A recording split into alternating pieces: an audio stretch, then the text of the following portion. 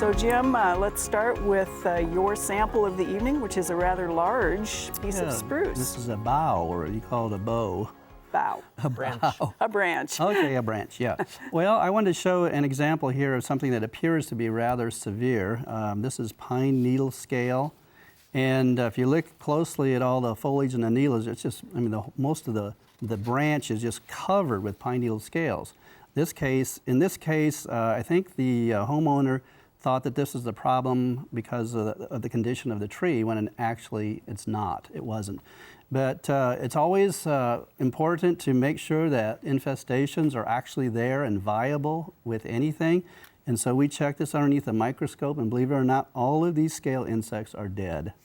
In fact, they were probably killed with an application last year, or maybe perhaps the last summer did them in, fried them out, or whatever. But one way you can also tell that it's probably not viable is that it's had a year of growth since last year. You can look on the terminals down here on the right-hand side of the screen, and there are no pine needle scales there. So you can tell back in history, then this was an earlier infestation. Somehow it was either died naturally or it was treated, and that treatment must have been very effective. And then here you have new growth here that's nice and fresh and green, and so nothing to worry about this year. That's assuming this sample is representative. It's always good to have samples that are representative of the situation too as well. Thank you so much. And that's on spruce, isn't it? Yes, and then pine needle scale does not emerge as crawlers. That opportunity to treat is when spirea, the bridal wreath, is blooming. Don't go by the calendar. We've wised up on that this year. But go by the phenology of a plant that always triggers that, and that is spirea, or bridal wreath. Bridal wreath spirea. Yep. Thank you. Okay, speaking of blooming, Zach. Yes. Dandelions are in full bloom right now, and really, they almost bloomed overnight last weekend in Lincoln anyway. And so remember, these are perennial plants. They are here really throughout the year, and they only start blooming usually about the 1st of May or sometime in April. And the immediate response is to go out and try to spray them and kill them, or spread a product with the broadleaf herbicide and kill them. But the problem is it's not very effective right now, and the reason why it's not very effective is that in order to kill the plant, we have to reach all the way down through the entire root, and you can see I dug it out at about 6 inches, and who knows how much farther this root went. And so those herbicides have to translocate all the way down throughout the whole taproot, and it's very difficult this time of the year. The herbicides travel with the photosynthate, and the photosynthate tends to be moving up at this time of the year towards the flower. And so not a very good time of the year. A typical application might give us 50 to 60% long-term control, whereas if we spray it sometime from September to October, we really have to mess it up in order not to get 100% control. So be careful if you're going to do it this year. Follow the label, and be really careful with ornamentals. Be careful with trees, because they're budding out at this time of the year, and these herbicides can go a long way to curling those leaves and damaging those trees and other ornamentals. And we need those bumblebees, and all those children need those dandelions for their mothers next Sunday. Yes, or for salad. Or for salad, yes indeed. Wine. Speaking of things to eat, Lauren, I believe your sample is something that we either should eat or it will kill us. Well, yes, Kim, there's a lot of mushroom enthusiasts out there, and right now people are thinking about morel mushrooms. And so I just brought along a reference tonight, and I think we're going to look at a picture of morels then too, but of a great resource that is available. This is through Iowa State University Press, and this is just an excellent resource. If you typed in Iowa State University Press and mushrooms, you would get to this resource, and it just has a lot of great pictures. I mean, when you're trying to identify morels, you can see there's probably 5 different species that we could see, probably 4 of them common in Nebraska, and really, the different ones out there. So a couple things. Here's a picture from some that were found, I believe, last year, actually, not more recent. I haven't found anyone or heard of anyone that's found this many this year yet. I think we're just getting to the time where we're going to start seeing them. But again, just be cautious if you are out collecting. Make sure you know what you're doing. And remember, there's old mushroom hunters and there's bold mushroom hunters, but there aren't any old, bold mushroom hunters. So just use that as a guideline and be safe. Excellent, or feed it to your guests and see who Yeah. makes it out the door alive. All right, Sarah, you have a flowering thing that most people probably don't even realize flowers. That's right. This is a little sprig from a maple tree that grows by my office. And what I wanted to show you here is that this is the blooming stage, and a lot of people don't realize that even trees that don't have showy flowers all bloom. Each one of these little tiny flowers is going to develop into a little seeded helicopter, which I know we all love to have in our yards. But I also pulled this out today to just make the point that trees are in kind of a sensitive stage right now. In this blooming stage, they lack the cold hardiness that the buds had before the flower buds opened. And we have some predictions tonight for some cold temperatures. Temperatures down in the upper 20s, 28, 27, in that range could actually cause flower death. And I guess we can look at that a couple of ways. If you have peaches or other early blooming trees that are blooming right now, you could have some damage there and maybe have some flowers abort and not have good fruit set. But on this little maple sample, if some of these flowers die, then hey, you won't have quite so many helicopters next year. So we can look at it both ways. Maybe not quite a fair trade-off, but there you go. Well, and unfortunately, I think a lot of the silver maples were already bloomed and putting on helicopters Right, before. and they're big producers. They're a big one. Thanks, Sarah. All right, Jim, you get the first question sent in by a viewer, and I think you guys supplemented this with some of your images as well. This is a viewer who had trouble with damage to their cabbage, and they think cabbage loopers. They had this trouble last year.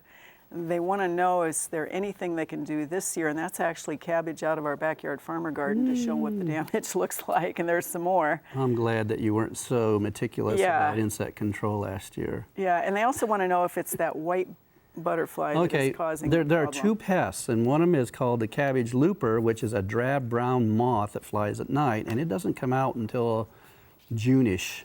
And but the ones that are the early attackers of cabbage are the imported cabbage worms, and those are those green fuzzy ones. And I think we've already seen those, if you want to call them beautiful white butterflies, flitting around in the garden and maybe perhaps landing on some of the mustard type weeds or whatever. But those are the ones that deposit single yellowish eggs on the cabbage leaves. And so, in a matter of maybe 4 or 5 days, those eggs hatch, and you get those greenish caterpillars that are going to cause those little holes that you've seen in the images. So it's important to be checking that cabbage, and when you detect those eggs, you can simply smash them to try to avoid the infestation. But if an infestation is started, then we have a couple of products that can be used, which would be the Bacillus thuringiensis, bacterial insecticide, you might say, for caterpillars. And the other one would be spinosad. So spinosad, kind of try to remember that spinosad or spinosad. And so those two are ones that can be used. They're more of natural products that are specifically designed for caterpillars, and they're great on vegetables such as cabbage and related plants. Excellent. Nobody really likes to find those green worms in their broccoli or their No. cabbage. All right, Zach, you get the next image, and this is a turf seeding question. The viewer wants to know what sort of mulch or cover do you recommend for a new turf seeding? And this is obviously probably a completely barren, Brand new renovated area. brand new renovated area. Well, it depends really what the objective is. If it's any kind of a slope, some kind of a mulch is important. Anything from covers like you see on the screen, Excelsior blankets. I put one down the other night in some of the area that I established. They're woven blankets in one way, shape, or form or another. I really like those for holding soil. If it's professional, the hydro mulch is really, really nice, the product that you blow on. I'm not a huge fan of straw, even though it's readily available. You tend to bring in a bunch of annual weeds. And at this time, when you're seeding in the spring, I like mulch because you're going to get into, hopefully sometime it's going to get warm and dry, and so it conserves water and hopefully will reduce our irrigation. When we're seeding, when we're supposed to be later in the summer and in the fall, mulch is not as important because we shouldn't use up as much water. Okay, and I know some of those mulches have kind of a nylon netting, which can really be a issue in the lawnmower, can't It can be an issue in the lawnmower, and depending, you know, again on the where I'm putting mine in, I'm never going to mow that area, and so it's okay to put it down. Yeah. And for some of those, the vast majority of those probably should be taken up when they have the monofilament line or the nylon netting or something like that, because you either take it up now or you take it up later Forever. in the lawnmower. Yeah. All right, thanks, Zach. Lauren, I know how much you absolutely love pathology questions associated with trees. So Bring out the chainsaw. this viewer has sent us an image of a pruning cut They did. Excellent. They did. I love it. that was done with a chainsaw. Just do that at the ground, and that'll take care of it. Yeah. Just at the wrong angle. Yeah, there you go. But they're seeing that darkened spot in the center, and they're wondering, what is that an indication of, and should they be concerned about the health of this tree? A couple things. Yes, I would be long term, and it probably, the way it looks anyway, it was probably there, and you had some sort of a rot. Many of our trees, the insides of them will be hollowed out with various fungi that are breaking down those dead layers in the center. This looks like a situation where maybe that's fairly progressed. It doesn't look very large in the picture, so you know, I would suggest long term. You know, if it is a tree that is it possibly in a situation that it, you know, as it continues to grow, could be a hazard tree. So I would just watch it. It's probably not going to die immediately or anything like that, but long term, it could be a hazard tree for you, and I would watch it. And we don't normally suggest filling those wounds with things No. like goof off or whatever. Don't put normally anything stuff in it. is. They're great places for carpenter ants and things like that Right, to live exactly. and thrive, but you know, so those types of things will happen too. All right, thanks, Lauren. Sarah, you have an image from a viewer in Seward, and she has knockout roses, and apparently there's not a lot of growth associated with at least one or two or three. And this, she took these before the storm, so who knows what happened last night, but they're 2000, planted in 2000, and she's looking at the white on there and wondering, is that, you know, or is it drought, is it death, is it scale? What should she do about these particular roses? Yeah. Well, it does look like she has a fair amount of dieback on here. One of the earlier images had some lichens growing on the stem, and usually you don't have that on living stems. Usually that's dead. So if any of the stems are really brown like that, you know, toward the base, I would go ahead and cut those down. The knockout roses are usually not grafted, and so they can grow back from the crown and still retain that same look and flower color and everything that you would have in the original rose. So I would cut any of those branches down that are looking brown, that don't have any green bark on them, and hopefully you'll get some new growth coming up from the crown if the crown is still healthy. So did you think that those look like scales on the branches, Jim? One that looked like it had an oyster shell Okay. shaped scale on it. It may not be oyster shell scale, but a lot of them are shaped that way. And maybe that's why some of those branches died. Yeah, it's very possible. My guess is it's just compounding the whole problem with Right. the roses, and I don't know if you would recommend cutting it off or treating it if it's pretty heavy infestation. Well, any dead branches or heavily infested branches, I would definitely cut them out. Yeah. And then maybe later in the season, do an application to kill the yeah, crawlers. look out for the scale insects. Yeah. Right. Well, and 13 years is a long time for a rose. So, all right, you get the next picture, Jim. This is a Mount St. Helens plum, and which is actually a beautiful kind of an ornamental thing. Yeah. And then, but it also has some things going on the trunk. And Lauren, I know you looked at this one as well, and yeah, and in the first Chainsaw place, out again. we have a double trunk, but what Maybe are the not what are the quite yet. globs? Yeah, it looks like, you know, there's some, what's that, cankering on the left and some oozing going on. And it looks like we have borers that have gotten in there. And of course, there are plum borers. A number of different kinds of borers actually get in apple-related and plum-type trees and shrubs. And so you can try to prevent that. The larvae are what's causing the oozing as they feed. You know, they discharge a lot of stuff. And of course, the tree's trying to recover from their injury, and so you get that sap oozing out. I would say the tree still looks good. Do your best to apply something like permethrin or bifenthrin along the lower parts of the branches and the trunk itself. And so as that is to try to prevent reinfestation. and hopefully it may recover a little bit, but with the cankering and everything like that, what's the life of that tree, you think? In long term, I would just be concerned of it, kind of like what we talked about earlier as far as a hazard tree, because it looks like it really has, you know, a fairly wide split in that the crotch of the tree there, and where you have that split oozing and everything, it's definitely weak. So you just want to be careful with A good it. That's the buying biggest thing. opportunity. It could be. You hate to take a tree like that. Yeah, out, I mean, it's though, so but, beautiful You know, right it now, is. It's a but- beautiful tree. You could just let it go as long as you can get. Right. Do the best And you just can don't with go out there in a windstorm. Yeah. Okay. All right, Zach, you get the next set of pictures. Weeds, weeds, and more weeds. And what are they and how to get them out of the lawn? And this viewer has not said where they are from. Yeah, it's hard to tell. Weeds are in the eyes of the beholder, and so I'm guessing it's a buffalo grass lawn is what I'm guessing. Yeah, I'm guessing. And so in that lawn, there's a couple of different weeds. Number one, the cool season grass would be considered a weed. And I think it's either, I can't tell, either Kentucky bluegrass, but more likely tall, or probably Kentucky bluegrass where buffalo grass would be established. And so the best way to control that, to take that out of there, is with Roundup applied sometime in December or early January. Anymore, it's too late, even though the buffalo grass looks dormant. There's still plenty of green there, so do not apply Roundup to a buffalo grass lawn right now. And then the other one that was in there, you can see it on the close-up, I think it's henbit. And henbit is a broadleaf, and that's a winter annual. And so that one's going to be dying quickly. If it ever warms up, it's going to be dying quickly. And so that one's not an issue. All right. Yeah, and I know that's really the appearance that people don't like in buffalo grass, is all of those other Yeah, green because things. right now, you know, I love buffalo grass, but as humans or Americans, we want a uniform lawn, Right. and so we don't mind it. It's either uniform green or uniform brown, but it's the splotchiness. But that can be so easily taken care of by a single application of Roundup, sometime in December or January.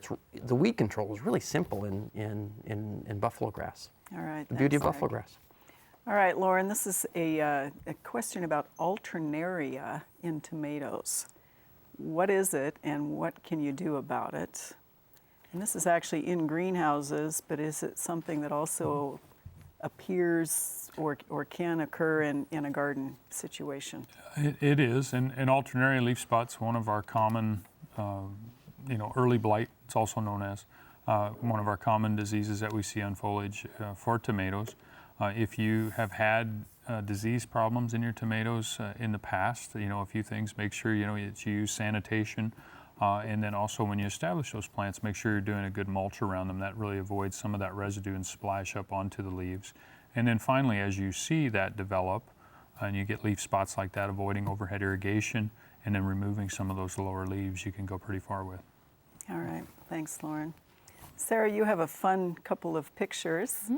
They're a little dark because the compost pile is in the dark, but this is from zones 5-6 in Hamburg, Germany. Oh. So we have a viewer who has a question about using leaf mold in their compost bin. Has a little garden, uses the lawn clippings, etc., adds a little bit of shredded paper, thanks to us from last year. And it hasn't really rotted down as well as she might want, but she's wondering if she can still add it to the flower beds this year, or should she wait?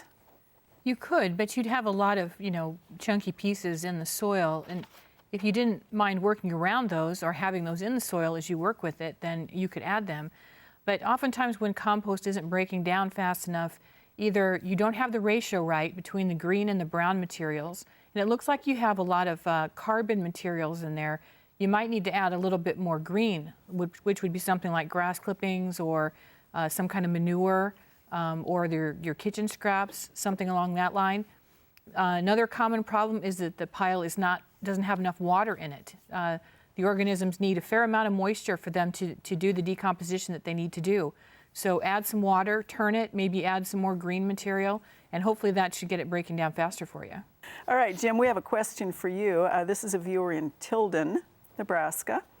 They live on a farm, and last fall they had a monster infestation of wireworms. They came into the basement. They still have them occasionally. They've never had them before. didn't know the name, but she says they're black, wiry, they glide, and then they Sure. curl up in a little ball. Sure. She wants to know what the real name is, why they're coming in now, Okay. and how one.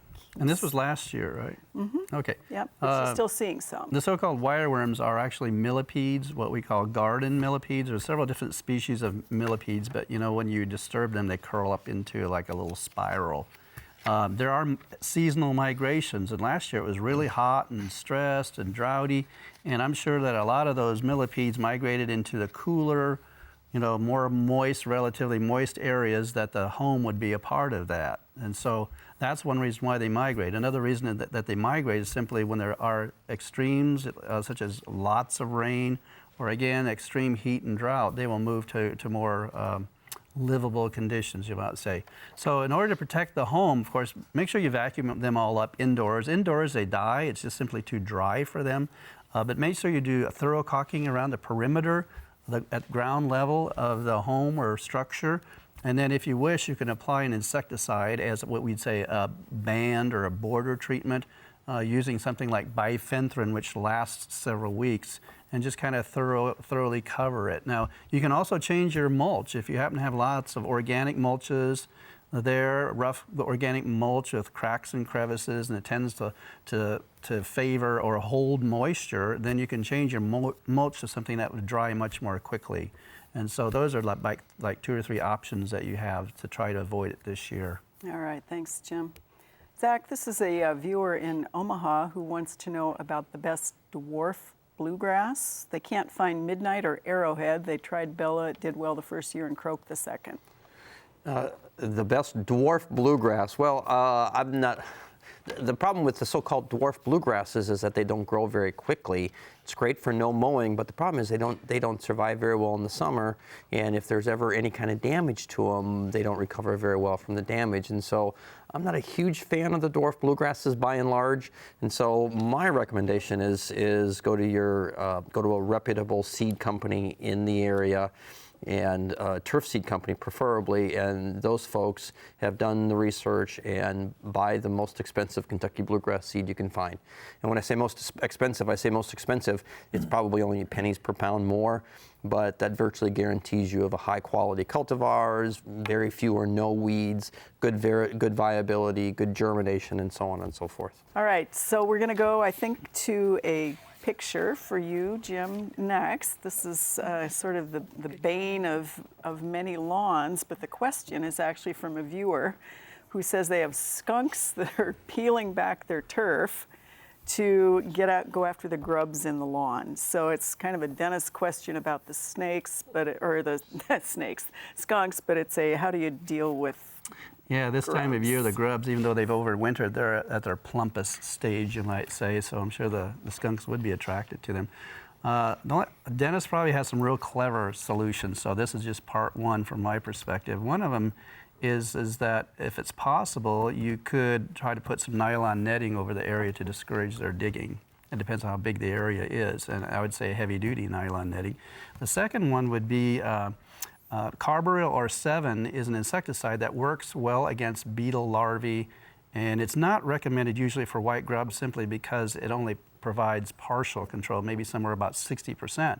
But that's something also that could be applied just to kill the grubs off, because none of us like to eat dead insects, right? If we were some kind of a predator or foraged on insects, we wouldn't want the dead ones, and so. So we'll have to, when Dennis is on the show, see, okay, how would he get rid of the skunks, right? But with the problem, the grubs, those products are probably a whole lot more effective in June and July when those grubs are small. These are Right. our county fair ribbon winning grubs, and so those insecticides are even less effective. Yeah. And so if you They say have to be 60%, I'm not Right, sure I mean, even. is it worth the gamble? Is it worth it? Yeah. Yeah. I'd probably try to cover it with Enjoy the cloth and water it. Move. Try to encourage regrowth. Move. All right, Zach, you get the next picture, and this is also an infestation. It's not skunks, but this viewer thinks it's a crabgrass plant. They also think that crabgrass won't germinate until soil temps are above 50 degrees. So they're wondering, is it crabgrass? If not, what, and how do you treat it? They answered their own question. No, no, no, no. It's not crabgrass. It won't be crabgrass for who knows how long, because it's not going to germinate for a while. Okay. Both of those look like perennial grasses. I'm not sure they're the same grass, but in the second picture has a really flat, you can see a really compressed sheath, and that's a sure sign of that one being orchard grass. And on the first picture, it almost looked like tall fescue. Either way, it's either orchard grass or tall fescue. Both of those are bunch grasses. You can dig those out, or you can spot spray Roundup, and you can be done with them. But they also look like quackgrass or maybe even smooth brome. Those are spreading underground, and so be careful what you're working with. Some you can dig out, some you have to spray multiple times. So it might be good for him to take a sample into Yeah. the local office. The one I know was orchard grass with the really compressed stems. You can just dig that one out. Okay, thanks, Zach. All right, Lauren, another tree question for you. This is the viewer who sent in an image of a tree that has kind of this white moldish looking stuff appearing on one of the cut stumps. And it's a peach or a pear, it appears like.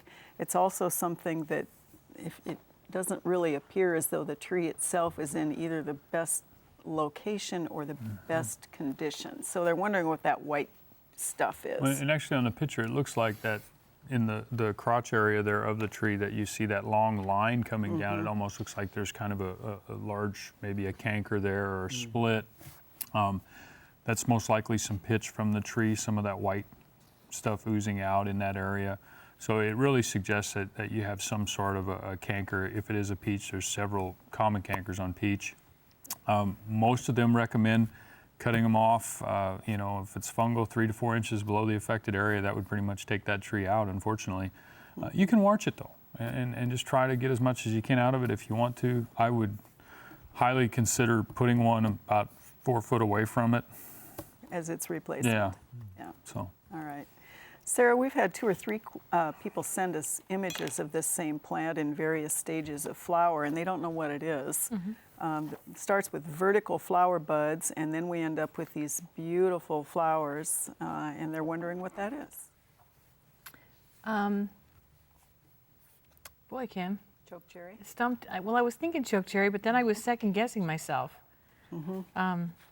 And it's too early for chokecherry to be blooming. I haven't seen any yet, so. Right. I've seen a Picture must be a handful little that bit are out of really, season. really close to Okay. flowering, so maybe this is on the south side for Okay. somebody. Yeah. So one of our good native plants. Yeah, But they really do interesting. change appearance as they break bud. Thanks, Sarah. And we've had this one before, but people are still fascinated by it, and they're still finding it. And they found this in their dwarf winged euonymus. They want to know what it is. Okay, And yeah. then I think we have some pictures of what it is. Yeah, that's a Chinese praying mantid or mantis egg case. And so if it has some extent of weight to it, it probably has lots of eggs in it. And they'll be hatching probably in late May. And so you'll have a lot of beneficial insects out there. They can't tolerate each other, so they got to spread out into the landscape. But they are a wonderful beneficial insect, and they're also entertaining to watch. And they also look like aliens. Yeah, they do. What's the scale of that? How big is that case? What's the scale of it? I'd say plum size. Some can get as much as plum size. Because it's hard to tell in that picture. Right. All right, Zach, you wanted a follow-up question to the follow-up question, which was how do you control broadleafs, lay down seed, and put down a pre-emerge all in the same season? And lose weight and get in shape. And lose weight and get in shape. So the first thing I would do, always get grass into the ground, because if you don't have grass in the ground, everything else, all of your actions are worthless. So get grass in the ground first. And then after you get grass in the ground, there's a couple of products you can use for a pre-emergent. You can use 2% or anything with Siduron. That'll keep the crabgrass out. And now we have Tenacity, which is available. If it's a bare area, Tenacity applied in the seed bed will also work, and Tenacity will give you both crabgrass control as well as a little bit of broadleaf weed, pre-emergent broadleaf weed control. And then once the plants are up and growing and you've mowed them a couple of times, then you can come back in with either an additional crabgrass product like Tenacity or Drive that contains quinclorac, something like that. Or if you have broadleaves being a problem at that time, then you have a wide range of broadleaf herbicides again at that time of the year. And so, yes, the answer is definitely yes, but there's some sequencing there that takes a whole lot longer than the lightning round to answer. So Excellent. this is under protest. The lightning round is still under protest. Still doesn't matter. I'll probably No, give it to it you again doesn't next matter. No. All right, Lauren, last week Kevin answered a question about diseases in impatiens. And this is a viewer from Plattsmouth who actually was driving across an eastern state, and they heard this on the radio about this disease in impatiens, and have heard that people are just not supposed to buy that particular annual at all. Are we saying that? We just need to clarify that for our viewers. Just a couple things on history. We're talking downy mildew on impatiens, I believe. And I can tell you that over the years, there have been several diseases that were going to be the great big new thing that was going to wipe everything out. And I really haven't ever seen it come true. So I would go ahead, get the impatiens, see what happens. You know, I really wouldn't worry too much about that. Occasionally you'll have something. For the most part, I would get them and enjoy them. And if something happens, go buy another 6-pack for $1.50 and put them out again. And chances are, if you already bought them, you're already buying them again, unless you cover them for the So, I mean, freeze. I would go ahead. I wouldn't worry about it. All right, thanks, Lauren. All right, Sarah, you get also an image. This is a Papillion viewer that has a 20-year-old ginkgo. And just noticed this winter the obvious codominant double leader in it. They want to know what to do at this stage, whether they should go ahead and trim back a portion of that and start to reduce it, or just leave it alone. Yeah, hitting back one of those leaders is probably going to be your better option. You could take one out completely, but it'll leave the tree looking fairly lopsided for quite a long time, and ginkgo is such a slow-growing tree anyway. So what I would do is choose the leader that you want to remain, and then on the other one, find a place where you can cut it back to a fairly major branch so that you're shortening the size of that second leader. And just bringing the height down is going to change the way the growth hormones move in the tree so that more will go to the taller leader and fewer will go to the secondary leader. And over time, what's going to happen is that secondary leader will stay shorter and the taller one then will take over and become dominant. And you might have to do a little bit of additional remedial pruning if you want to say that in the future to keep that second leader shorter, but that'll help that tree to develop a good structure over time. We have a little bit of time left for a couple of questions, so let's start with you, Jim. This is a viewer that had cicada killers, lots of them, and killed them last year by drowning them out and then stomping on them as they flew out of the holes, and it kind of worked. But he wants to know what he can do to perhaps permanently get rid of them. Well, for one thing, I would just give some advice about don't be so much concerned about your safety or have some degree of fear about them, because they aren't defensive in any way. I mean, the fact that they could be stomped on so easily suggests that too. So if you want to try to just prevent them from working an area, again, just like you did when you watered their tunnels, just keep that area pretty well irrigated so the soil is waterlogged and not very workable, so they can't make their tunnels. And then you can treat the area with a granular insecticide too during the time when they're out, and that's usually after somewhere in late June, early July. And so just watch for their activity and go ahead and treat that area. All right, thanks, Jim. All right, Zach, I know you're a turf guy, but you're a weed guy, and the question is, can preen be used on weeds in a strawberry patch? And would it keep the strawberries from running? Yeah, it depends. You got to be really careful because preen is a brand name, and so a lot of different active ingredients fall under that preen. I've seen it with a wide variety of brand names, and Sarah might be a better one on this. Be really, really careful because there's so many active ingredients. Easiest way to check the label. All right, thanks. All right, Lauren, quickly for you. This viewer has a sedum that has variegation on the outer edges of the leaves, but also has seen some sprouts come out of the ground that are almost albino white. And the plant is supposed to be green. Could that be some random viral thing? Could be. Yeah, it could be a virus. I'd rogue it out. Rogue it out, or perhaps if they were a really good We got to plant, get rogue it out one time in this show, right? Rogue it out. or perhaps if they were a really good plant breeder, they would simply save that thing.